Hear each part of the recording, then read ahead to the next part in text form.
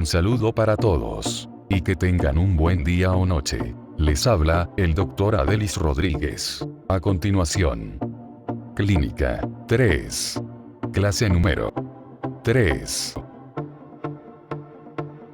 Tengan en cuenta que en la parte inferior de este video, al darle clic en más información, se desplegará un panel donde estará todo el material complementario, clases escritas, laminario y más. También, al ingresar a mi canal, podrán entrar en lista de reproducción donde podrán encontrar todos los videos, agrupados por materia y año.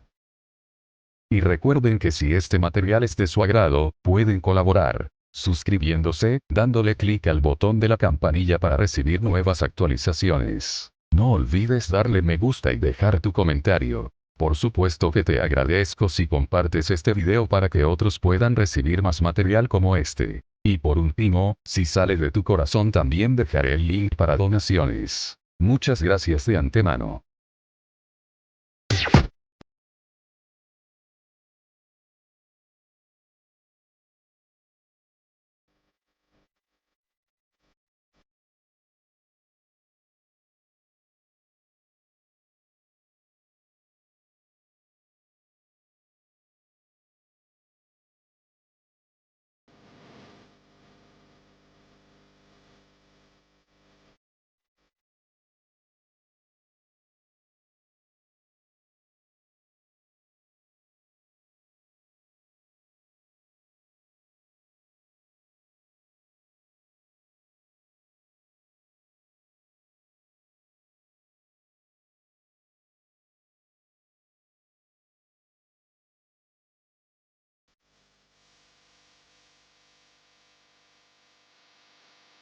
Reciban nuestro saludo al iniciar la actividad número 4, en la que abordaremos y orientaremos el estudio del asma bronquial y de las neumonías, dos enfermedades respiratorias que afectan a una gran parte de la población, ocasionando diversos grados de discapacidad y muerte.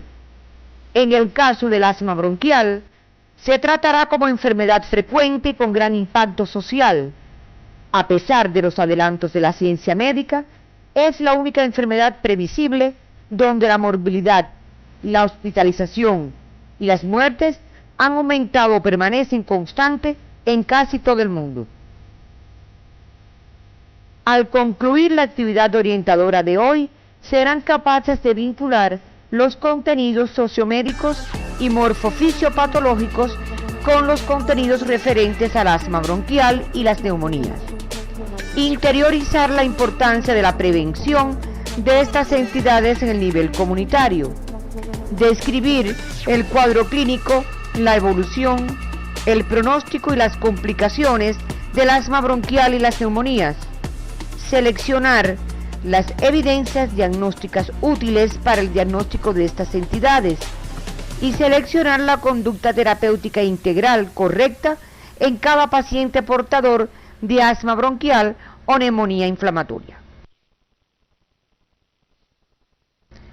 El asma bronquial se define como una enfermedad inflamatoria crónica de las vías aéreas, reversible espontáneamente o por el uso de tratamiento, y caracterizada por hiperreactividad bronquial de origen multifactorial, que en individuos susceptibles ocasiona sibilancias, dificultad respiratoria, opresión en el pecho y tos, como resultado de la reducción bronquial por espasmo de la musculatura, edema e hipersecreción mucosa.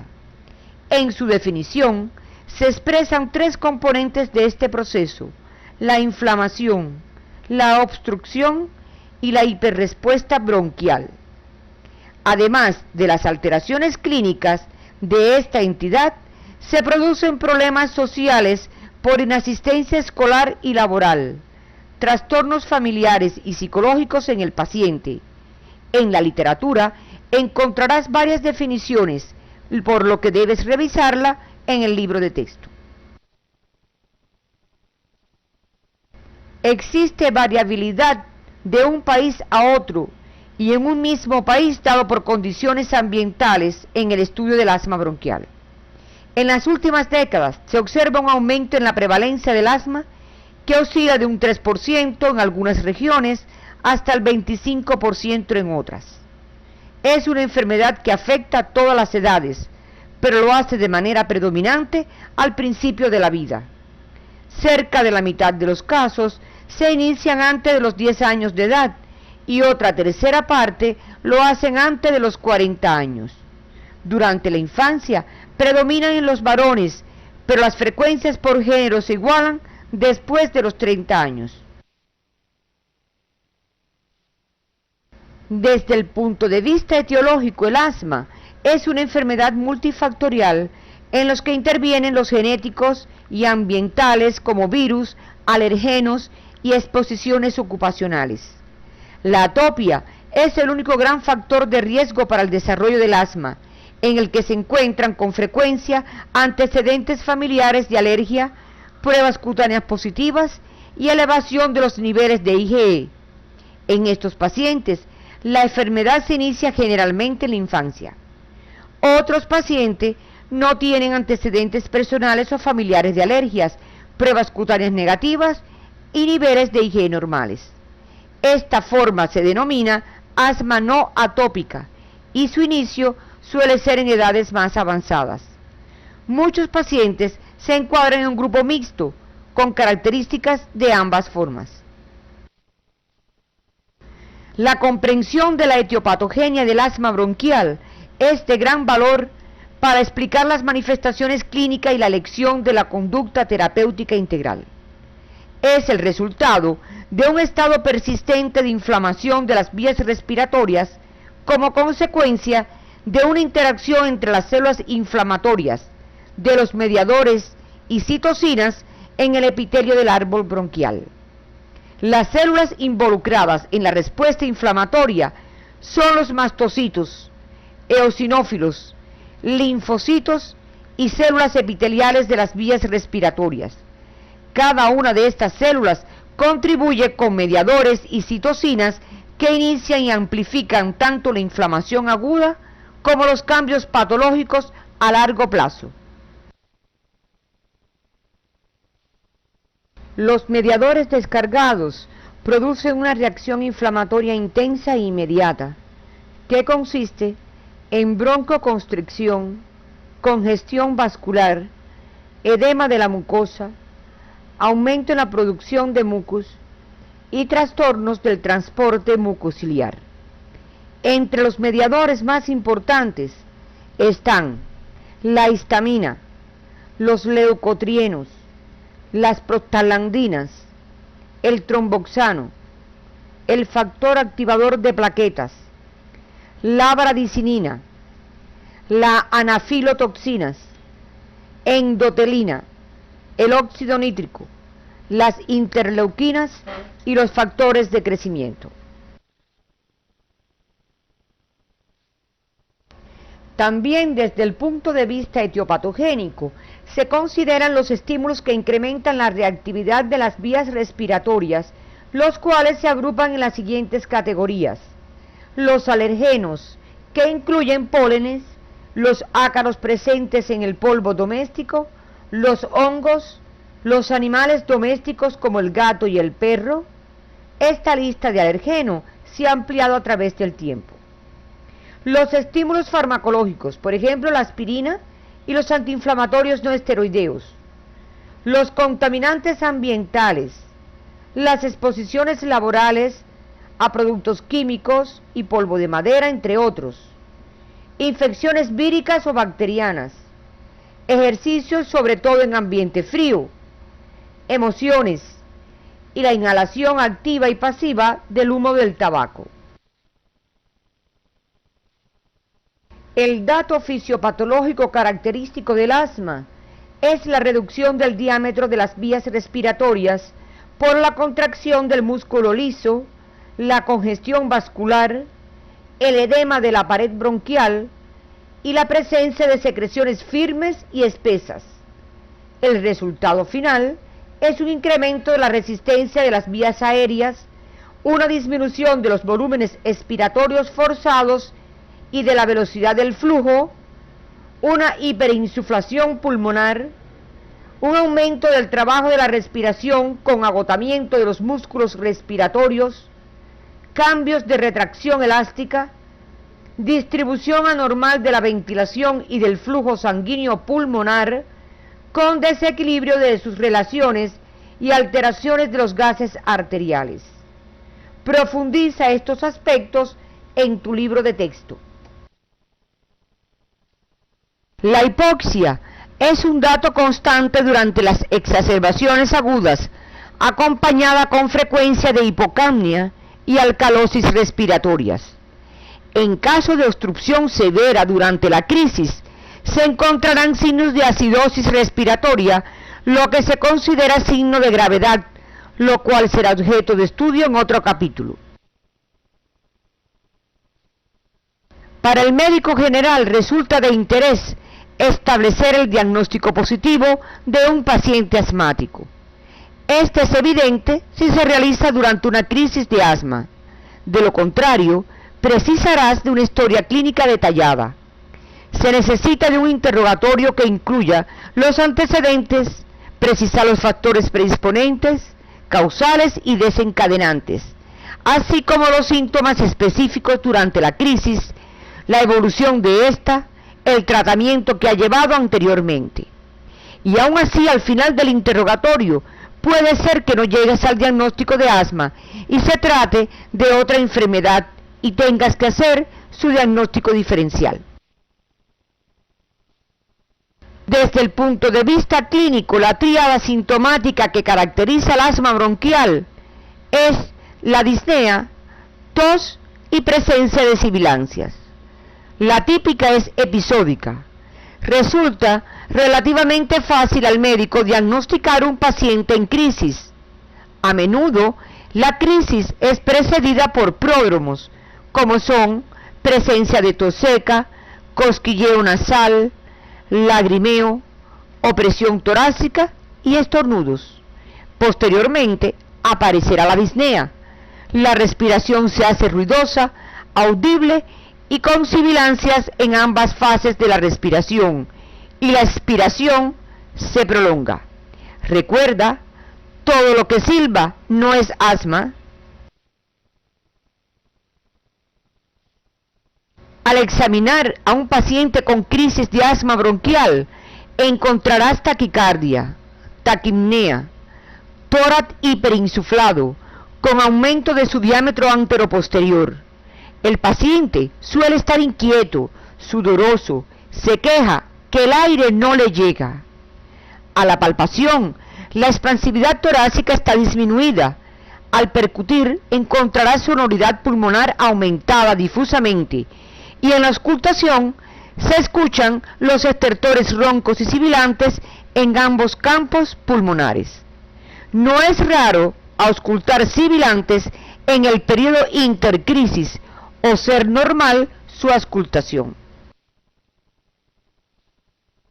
Hay signos que alertan al médico sobre la evolución desfavorable de una crisis de asma y que constituyen señales de gravedad. Estos son: pérdida de los ruidos pulmonares adventicios, sibilancias de tono agudo, pulso paradójico, actividad de los músculos accesorios de la respiración, agotamiento del paciente, confusión mental, insomnio, taquicardia mayor de 120 pulsaciones por minuto o bradicardia menor de 60 pulsaciones por minuto, cianosis. La ausencia de estertores secos no significa que no está en crisis. Puede ser un signo de gravedad por la intensidad de la obstrucción. Entre las enfermedades que con mayor frecuencia debe hacerse el diagnóstico diferencial en relación con el asma están el pseudoasma cardíaco, la enfermedad pulmonar obstructiva crónica como la bronquitis crónica y el enfisema pulmonar, la parálisis de las cuerdas vocales, el tromboembolismo pulmonar, la obstrucción mecánica de las vías aéreas por tumores o cuerpos extraños, episodios de tos, disnea y sibilancia inducidas por medicamentos. Para ello, te apoyarás en la anamnesis y el examen físico del paciente.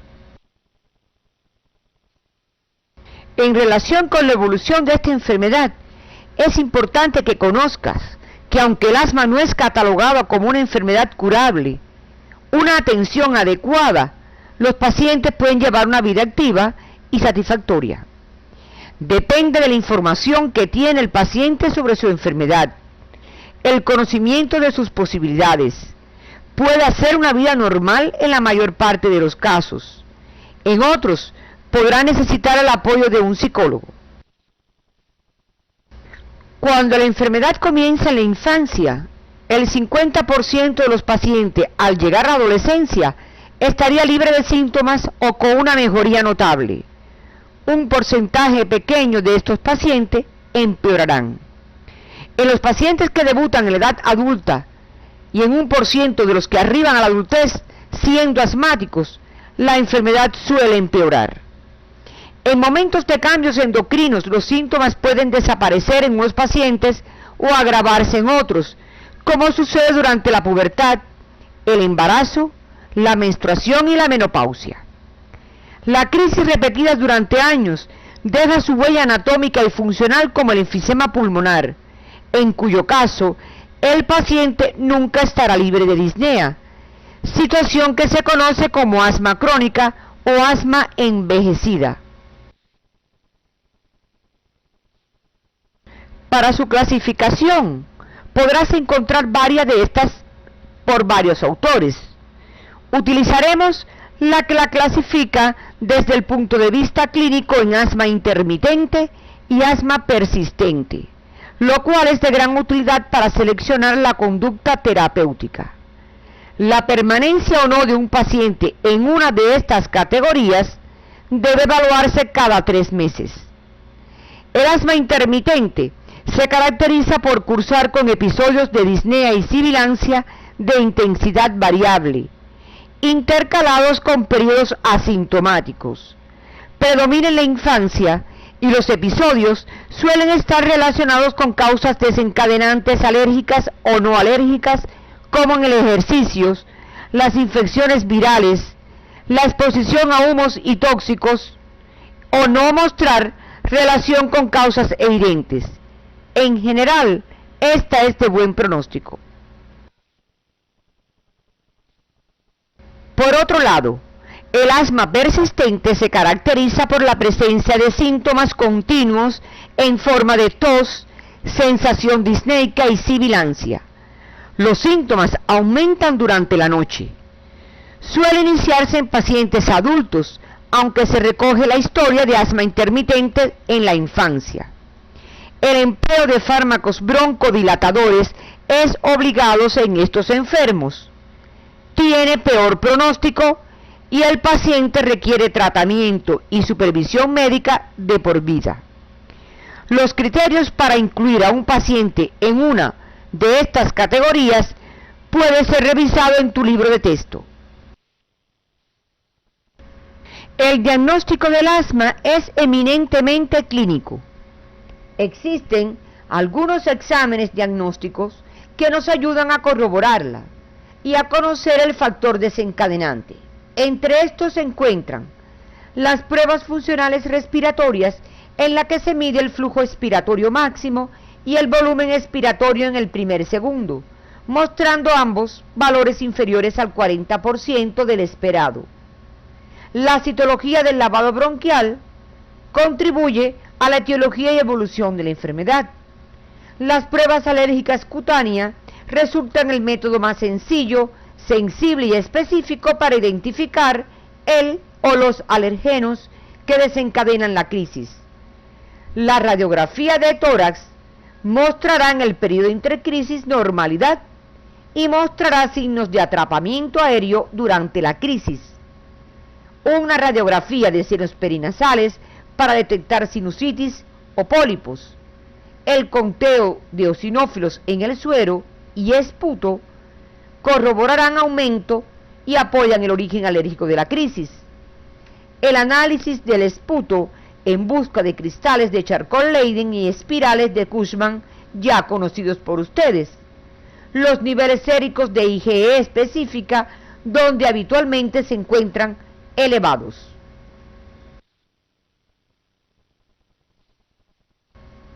Atendiendo que el asma tiene alta prevalencia en la comunidad, será el médico general el que coordinará la estrategia terapéutica y la asistencia de un especialista si lo requiere. Dado que es una enfermedad crónica, tanto el paciente como la familia se involucrarán estrechamente con el médico, el que debe conocer bien a cada paciente, sus elementos causales desencadenantes, factores asociados y otros elementos socioeconómicos. El objetivo del tratamiento radicará en mejorar la calidad de vida al prevenir las agudizaciones, evitar los efectos secundarios, normalizar en lo posible la función de las vías respiratorias y disminuir los costos familiares y sociales. La única estrategia útil para el cumplimiento terapéutico es la educación al paciente y sus familiares sobre su enfermedad, sus síntomas, cómo reconocer las exacerbaciones, conocer los medicamentos y la técnica correcta de su administración. El tratamiento de esta entidad tiene dos momentos: el tratamiento durante la intercrisis y el tratamiento de la crisis o ataque. Ambos pueden ser en la comunidad. El tratamiento durante el periodo intercrisis tiene como objetivo prevenir la aparición de las manifestaciones de la enfermedad, conservar dentro o cerca de lo normal la función pulmonar y mantener el paciente a un nivel normal de actividad. La prevención de la aparición de la crisis se hará sobre la base de medidas preventivas, empleo de terapia farmacológica con broncodilatadores de forma oral o inhalada y antiinflamatorios del tipo glucocorticoides, además de la educación y participación del paciente en esta estrategia. Las medidas preventivas que todo médico general debe conocer y aplicar son la eliminación de alergenos e irritantes responsables, donde el papel del médico integral comunitario es fundamental, la hiposensibilización mediante vacunas, la realización de ejercicios respiratorios en la medida que lo requiera. Estos se podrán planificar en coordinación con un servicio de rehabilitación. Profundiza estos contenidos en tu libro de texto. Entre las medidas farmacológicas más empleadas en la intercrisis está el empleo de antiinflamatorios. En el grupo de los glucocorticoides se encuentra la beclometasona, la fluticasona y la budesonida. Este tratamiento es efectivo en la inflamación de la vía aérea. El grupo de los antileucotrienos son efectivos para prevenir el asma por ejercicios, la exposición a alergenos y en el asma por aspirina. Los más empleados son el safirlucas, el montelukast y el pramlukast. En el grupo de los inhibidores de la degranulación de los mastocitos, el más empleado es el cromoglicato disódico o Intal. Para el tratamiento de un paciente con crisis de asma bronquial, es preciso definir los siguientes aspectos: los factores precipitantes, el empleo previo de broncodilatadores y el tiempo de evolución de la crisis.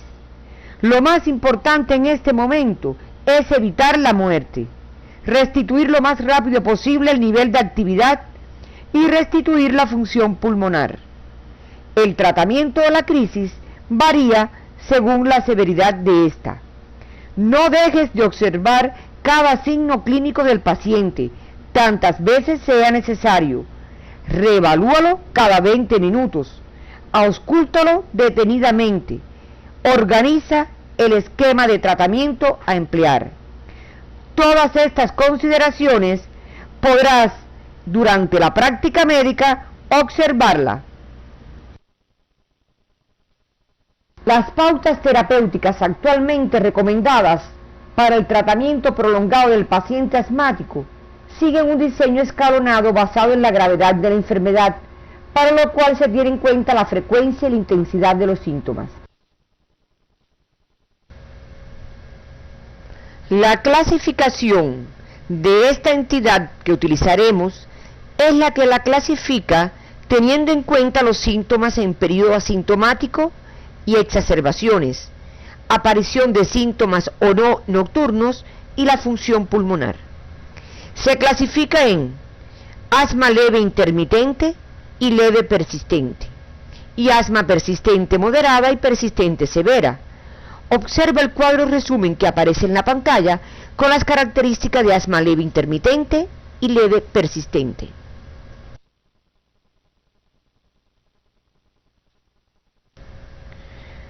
Ahora te mostramos en el cuadro que aparece en pantalla las características del asma persistente moderada y persistente severa, también atendiendo a los mismos parámetros que el anterior.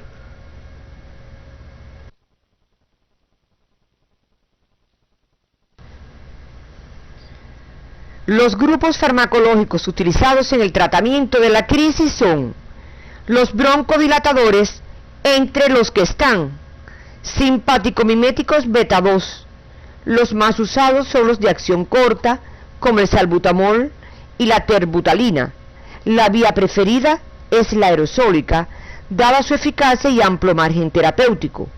Los de acción prolongada disponibles también en aerosol son el salmeterol, el albuterol y el formoterol. Veamos ahora las teofilinas. Ocupan un lugar secundario tras los simpático-miméticos beta 2 porque su margen terapéutico es muy estrecho. Se pueden emplear por vía oral o por vía intravenosa. Los antimuscarínicos. Los representantes de este grupo son el bromuro de ipratropio, el tiotropio, que se administran por vía inhalatoria. Solo se emplean en asma con componente tusígeno importante, las provocadas por betabloqueadores y las de origen psicógeno. Los antiinflamatorios esteroideos por vía intravenosa en aquellos pacientes con prolongación de la crisis, situación clínica conocida como ataque y en los que se emplean terapia esteroidea sistemática. Observa el cuadro resumen que te estamos mostrando. Las dosis, formas de presentación, vía de administración y principales reacciones adversas de estos medicamentos, debes revisarlo en tu libro de texto y en el CD de farmacología clínica.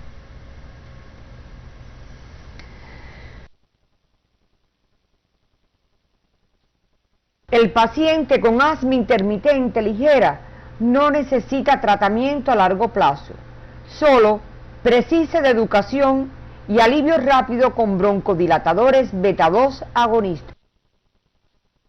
En el caso de un paciente con asma persistente ligera, el tratamiento prolongado es con dosis bajas de esteroides inhalados e Intal, utilizando la teofilina como alternativa.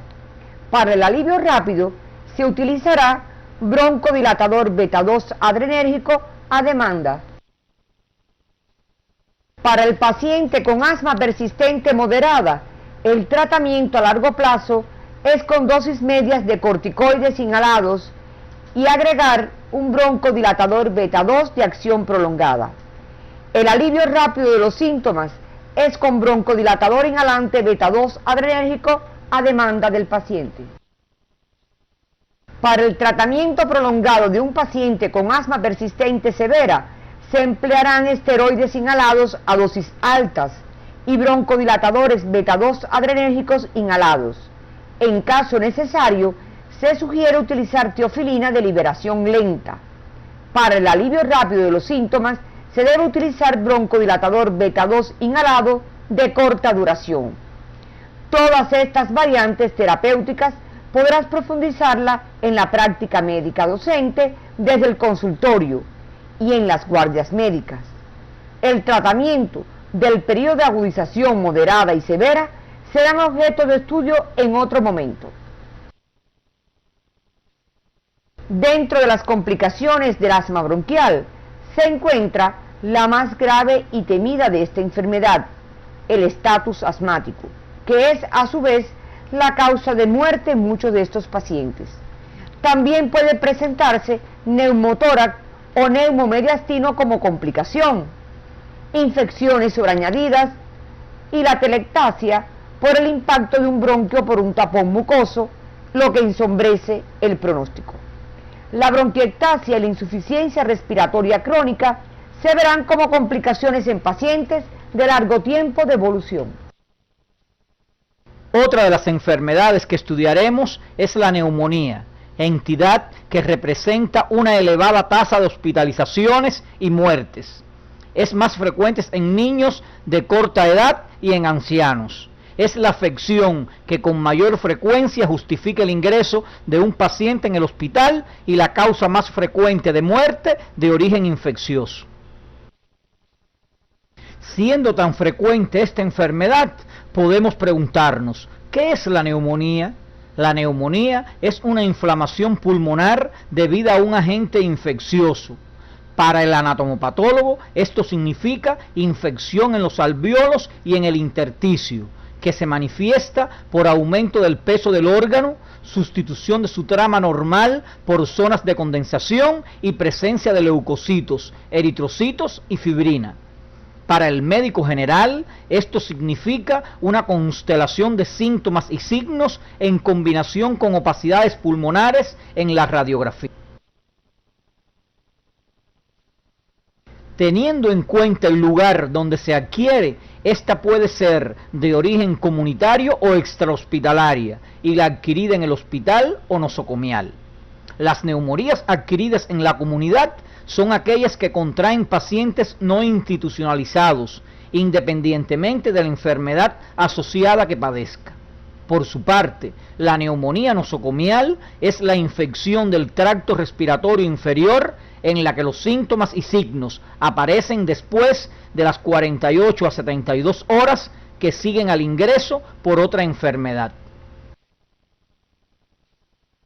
En relación con su comportamiento epidemiológico, la tasa global de neumonías varía de 8 a 15 casos por cada 1000 personas por año, con cifras más altas en las edades extremas de la vida, en los varones y durante los meses de invierno. Las neumonías nosocomiales constituyen la primera causa de muerte por infecciones intrahospitalarias y la tercera causa de infecciones en pacientes ingresados.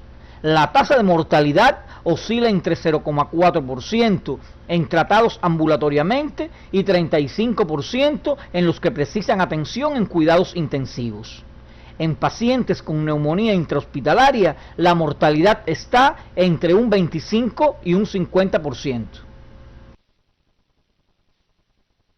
Entre los factores que incrementan el riesgo para que una persona padezca de neumonía en la comunidad se encuentran la edad, en la que el paciente mayor de 60 años es más propenso a padecerla, hábitos tóxicos como el hábito de fumar y el alcoholismo, la hospitalización reciente o actual, la utilización de antibiótico-terapia previa y la coexistencia con otras enfermedades como son la enfermedad pulmonar obstructiva crónica, las bronquiectasias, la insuficiencia cardíaca, la diabetes mellitus, las hepatopatías crónicas, la insuficiencia renal crónica, la enfermedad cerebrovascular, la malnutrición, el encamamiento, los esplenectomizados, las neoplasias y las inmunodeficiencias. Los agentes etiológicos que con mayor frecuencia se aíslan en pacientes con neumonías adquiridas en la comunidad son el Streptococcus pneumoniae o neumococo, el Mycoplasma pneumoniae, el Haemophilus influenzae, la Chlamydia pneumoniae y la Moraxella catarrhalis, agentes patógenos que has podido estudiar durante el transcurso de la asignatura Morfofisiopatología Humana 1 y además has podido ver cómo se comportan durante tu práctica docente cuando producen algún proceso patológico.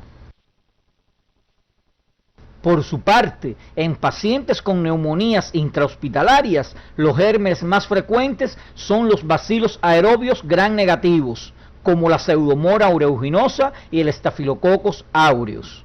En pacientes con SIDA, los microorganismos oportunistas que invaden el parénquima pulmonar son el Pneumocystis carini, el Mycobacterium tuberculosis, el Streptococo. En la etiopatogenia de esta enfermedad, los microorganismos pueden alcanzar la superficie del epitelio respiratorio por las siguientes vías: la inhalatoria, la colonización de la superficie mucosa, la extensión directa y la hematógena. Las dos últimas no son habituales. La vía inhalatoria es la más frecuente para virus, organismos atípicos, hongos y micobacterias. Revisa la fisiopatología de esta entidad en tu libro de texto. Desde el punto de vista morfofisiopatológico, la lesión inflamatoria aguda es la manifestación histológica de la neumonía, la cual consiste en una infiltración neutrofílica y exudación de proteínas plasmáticas que afectan preferentemente a los alvéolos y puede extenderse a unidades respiratorias adyacentes, la que ocasiona una consolidación del parénquima pulmonar. Por tanto, según sea la distribución anatómica de las lesiones, se encontrará un patrón lobar o neumonía lobar, lobuliar o bronconeumonía, intersticial y miliar. Se describen dos fases: la hepatización roja en los primeros días de la enfermedad y la hepatización gris durante la evolución. En relación con estos aspectos, revisa lo que aparece en tu libro de texto. Abordaremos en estos momentos las manifestaciones clínicas de esta enfermedad. Las mismas son variadas y dependen de diversos factores, como ya conoces, entre los que destacan la edad, el agente causal, el estado de salud previo y el lugar de adquisición de la enfermedad. Merece especial atención la neumonía en el anciano, muy frecuente en la comunidad, cuyo cuadro clínico se caracteriza por su presentación insidiosa, con postración, manifestaciones demenciales y a veces insuficiencia cardíaca. En el adulto joven se presenta el cuadro clínico típico, el cual incluye los pródromos, que por lo general son poco notables y consisten en molestias faríngeas, debilidad, entre otros. El primer síntoma suele ser el escalofrío único, intenso, acompañado de cefalea y seguido de fiebre de 39 a 40 grados centígrados. Al inicio la tos es seca y molesta, pero después se acompaña de expectoración amarilla, viscosa, purulenta, sanguinolenta o herrumbrosa. En este momento el paciente se queja de falta de aire y dolor en punta de costado. Debes tener en cuenta que la forma de presentación puede variar de unos pacientes a otros y que los hallazgos al examen físico dependen de la magnitud y de la profundidad del proceso. Los signos que son indicativos de gravedad de la neumonía son la presencia de taquipnea mayor de 30 por minutos, la confusión mental y la presión arterial menor de 90 con 60 milímetros de mercurio. La evolución de la neumonía ha cambiado con los nuevos antimicrobianos. La fiebre, los síntomas generales y la leucocitosis desaparecen entre el segundo y cuarto días. No así los signos físicos y radiológicos, que pueden persistir hasta 6 semanas, sin que esto sea señal de evolución desfavorable. También en los últimos años ha disminuido la frecuencia de complicaciones y ha mejorado el pronóstico. Pero determinados factores pueden hacer que la evolución sea tórpida, entre los que se encuentran las edades extremas de la vida, el diagnóstico y tratamiento tardíos, la infección por gérmenes con gran potencia patógena, el alcoholismo y la comorbilidad con otra enfermedad crónica. Y por último, y no deja de ser menos importante, las condiciones socioeconómicas e higiénico-sanitarias adversas.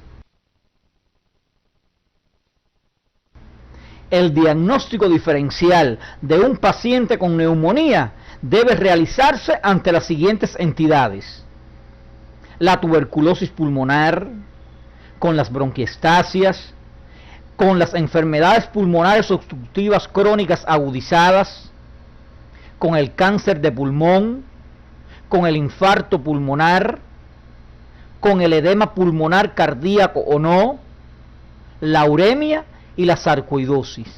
Revisa las características clínicas e imagenológicas de estas entidades que permiten diferenciarlas de la neumonía, como aparece en tu libro de texto y en la galería de imágenes del sitio. Referido a la evolución de esta enfermedad, es necesario recordar que la mayoría de los pacientes con neumonía evolucionan satisfactoriamente. No obstante, hay que señalar que en algunos pacientes se presentan complicaciones que pueden ser pulmonares y extrapulmonares. Entre las complicaciones pulmonares, la más frecuente pero menos grave es la pleuresía estéril, y menos común pero más grave es el empiema o colección pleural purulenta. También dentro de las complicaciones pulmonares se encuentran el absceso pulmonar, la atelectasia y las bronquiectasias. Las complicaciones extrapulmonares son de origen infeccioso y no infeccioso. Las de origen infeccioso incluyen las endocarditis, las meningitis, los abscesos renales y esplénicos y las artritis sépticas, entre otras. Las no infecciosas más comunes incluyen el hilio paralítico, la dilatación gástrica aguda, la insuficiencia cardíaca, las trombosis venosas, entre otras. Alrededor de la mitad de los pacientes con infección de las vías respiratorias inferiores se diagnostican y se tratan en la comunidad, sin necesidad de investigaciones adicionales. Entre los estudios que con más frecuencia se realizan para confirmar el diagnóstico de la neumonía y conocer su agente etiológico están: dentro de los exámenes analíticos se encuentran el leucograma, donde suele encontrarse leucocitosis a expensa de los polimorfos nucleares neutrófilos y en ocasiones desviación a la izquierda; la eritrosedimentación, que se encuentra acelerada en los momentos de mayor actividad del proceso infeccioso inflamatorio; la reacción en cadena de la polimerasa, útil y rápida, pero cara y no se practica en los laboratorios habituales; y las pruebas serológicas que permiten el diagnóstico de infecciones por legionela, clamidias, micoplasma y coxiela.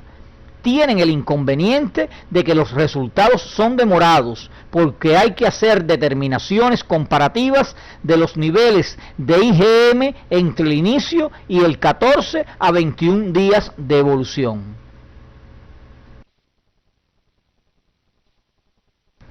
Dentro de los exámenes imagenológicos utilizados se encuentran la radiografía de tórax póstero-anterior, en la que se observan las imágenes de consolidación lobar o segmentaria. Es necesario que conozcas que este estudio no tiene una sensibilidad del 100%, pues hay pacientes con síntomas y signos que hacen sospechar infección pulmonar y no se observan alteraciones en la radiografía de tórax. La tomografía axial computarizada de pulmón, que permite detectar condensaciones que no son observables en la radiografía simple.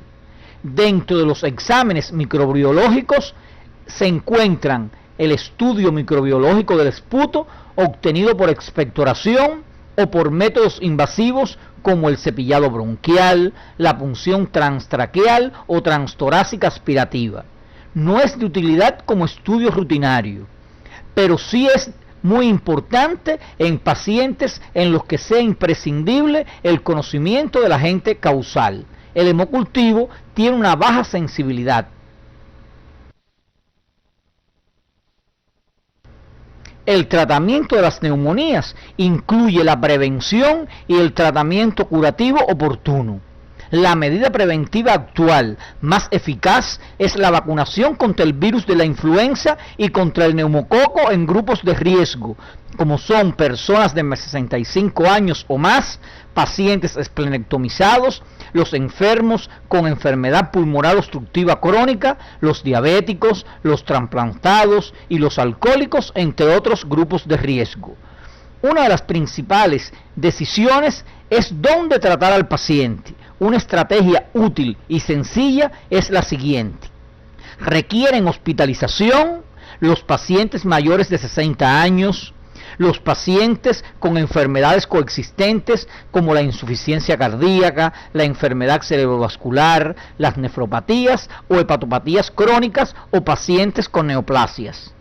La presencia de confusión mental, cuando la frecuencia respiratoria es mayor de 30 respiraciones por minuto y cuando la presión arterial es menor de 90,60 milímetros de mercurio. Dadas las limitaciones de las pruebas microbiológicas para identificar el microorganismo causal en un número significativo de los casos, la selección inicial del tratamiento antimicrobiano se basa en factores epidemiológicos, cuadro clínico radiológico, la severidad de la afectación, así como la comorbilidad o presencia de otras enfermedades asociadas. En los pacientes tratados ambulatoriamente, el tratamiento debe dirigirse fundamentalmente a combatir el agente causal más frecuente, el neumococo. Se sugiere la utilización de los antimicrobianos siguientes. Dentro de los betalactámicos, la penicilina G procaínica a 50.000 unidades internacionales por kilo por 7 días. Continúa siendo muy útil y de elección. La amoxicilina, 1 gramo cada 8 horas por vía oral durante 5 a 7 días.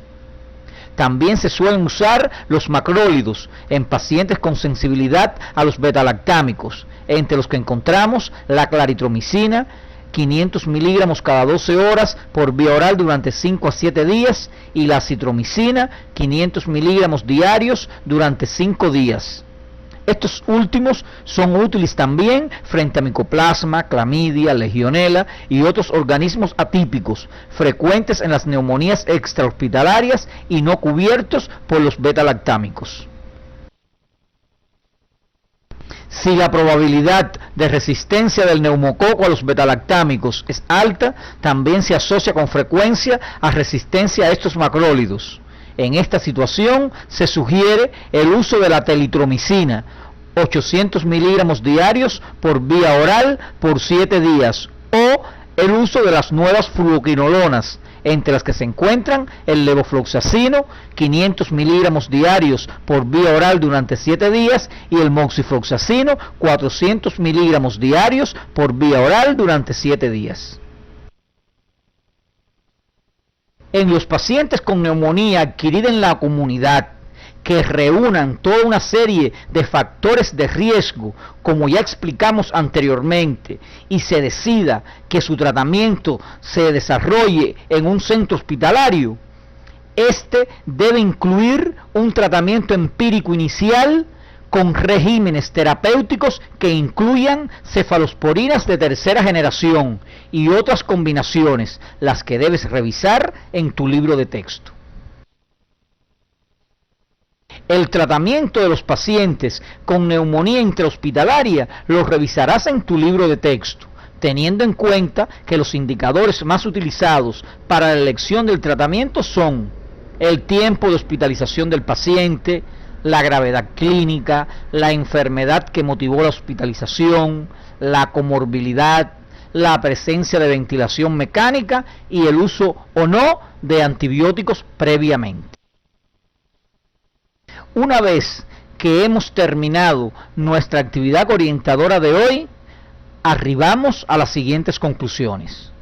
Dentro de las afecciones respiratorias más comunes en la comunidad se encuentran el asma bronquial y la neumonía adquirida en este medio. De ahí la importancia de su conocimiento para su diagnóstico precoz y tratamiento oportuno. El asma es una enfermedad que su diagnóstico es clínico, de curso crónico, de presentación característica que requiere de una historia clínica detallada para realizar el diagnóstico diferencial en muchos casos. Los eventos fisiopatológicos que ocurren en el asma bronquial son la inflamación, la hiperreactividad bronquial y la obstrucción bronquial reversible. La prevención de la crisis asmática es un pilar fundamental para mejorar la calidad de vida de estos pacientes, donde el médico integral comunitario desempeña un papel fundamental. Las neumonías adquiridas en la comunidad no son un proceso único, sino un grupo de infecciones causadas por diferentes microorganismos que afectan a todos los grupos de edades, lo que condiciona una epidemiología, una fisiopatología, un cuadro clínico y un pronóstico específico. La conducta terapéutica ante las neumonías se basa en varios pilares.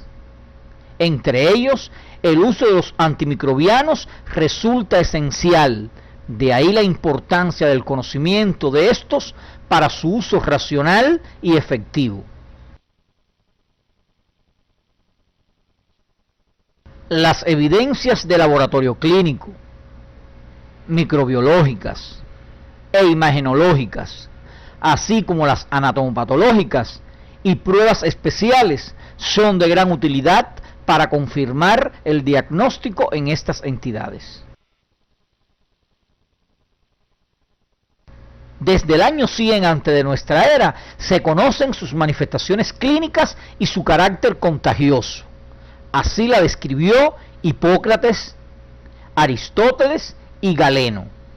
No es hasta el año 1882 en que Robert Koch, empleando un novedoso método de tinción aplicado a esputos procedentes de pacientes con esta enfermedad, revela por primera vez el agente causante de la misma, el Mycobacterium tuberculosis, o bacilo de Koch, como se denomina en su honor. Durante varios años, esta enfermedad azotó al mundo, hasta el descubrimiento en 1944 de la streptomicina, y después en el 1952 con el desarrollo de la isoniazida, el primero de los antibióticos específicos que conseguirán convertir a la tuberculosis en una enfermedad curable en la mayoría de los casos. Pero en los últimos años, la tuberculosis ha vuelto a ser una enfermedad reemergente por diversos factores, entre los que destacan la infección por el virus de la inmunodeficiencia humana. En la actualidad, estar infectado por el virus de la inmunodeficiencia humana constituye el más importante factor de riesgo para sufrir tuberculosis pulmonar. Será la actividad que abordaremos durante la próxima semana.